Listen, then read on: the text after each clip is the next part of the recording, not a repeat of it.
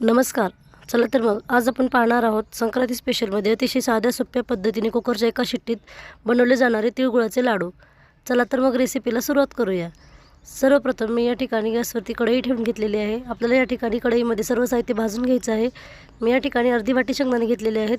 आपल्याला सर्व साहित्य जे आहे ते एकाच वाटीने मोजून घ्यायचं आहे. अर्धी वाटी शेंगदाणे या ठिकाणी मी टाकून घेतले आहेत. मीडियम गॅसवर शेंगदाणे छान असे भाजून घ्यायचे आहेत. शेंगदाणे थोडेसे भाजले की लगेच त्याच कढईमध्ये आपण आता तीळ टाकून घेऊया.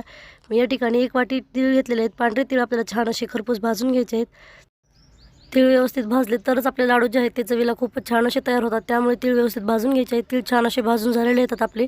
ते एका प्लेटमध्ये काढून आता आपण थंड करून घेऊया. शेंगदाणे आणि तीळ आपल्याला थंड करून घ्यायचं आहे.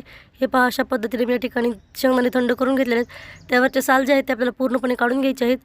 आता आपण पाक बनवून घेऊया. त्यासाठी मी या ठिकाणी एक छोटंसं पातेलं घेतलेलं आहे आणि त्यामध्ये गूळ टाकून घेत आहे. आपण या ठिकाणी एक वाटी तीळ घेतलेला आहे, तर एक वाटी तिळासाठी आपण या ठिकाणी बरोबर 1.5 वाटी गूळ वापरणार आहोत. एकदम परफेक्ट असं प्रमाण आहे. गुळाचं प्रमाण जास्त करायचं नाही, नाहीतर लाडू जे आहेत ते चिवट होतात.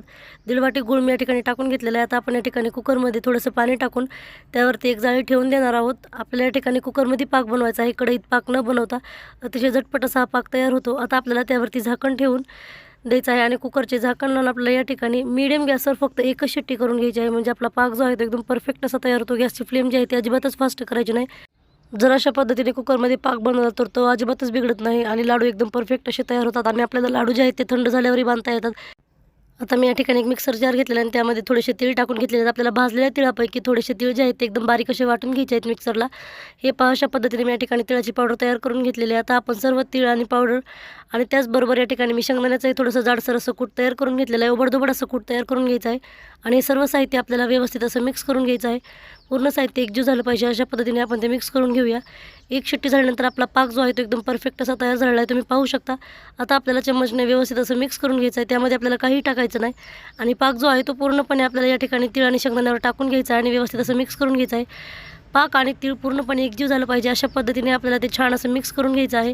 मी या ठिकाणी पूर्णपणे मिक्स करून घेतलेलं आहे. त्यामध्ये आता 1 चमचा वेलची पावडर टाकून घेऊया आणि 2 चमचे मी या ठिकाणी तूप टाकून घेतलेलं आहे.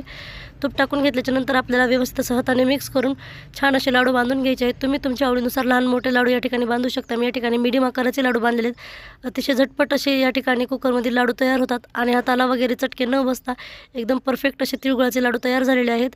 जर अशा पद्धतीने तिळगुळाचे लाडू बनवले तर वयस्कर व्यक्ती आणि लहान मुलंसुद्धा सहज खाऊ शकतात. अशा पद्धतीची रेसिपी तुम्ही एक वेळेस नक्की ट्राय करून पहा, तुम्हालाही खूप आवडेल. अशा पद्धतीने तिळगुळाचे लाडू बनवल्यामुळे ते लाडू जे आहेत ते अतिशय मऊसूत असे तयार होतात. तुम्हाला मी या ठिकाणी तोडून दाखवते. एकदम परफेक्ट असा आपला लाडू तयार झालेला आहे. ही रेसिपी तुम्हाला कशी वाटली कमेंटमध्ये नक्की सांगा. व्हिडिओ आवडल्यास लाईक, शेअर आणि सबस्क्राईब करायला विसरू नका.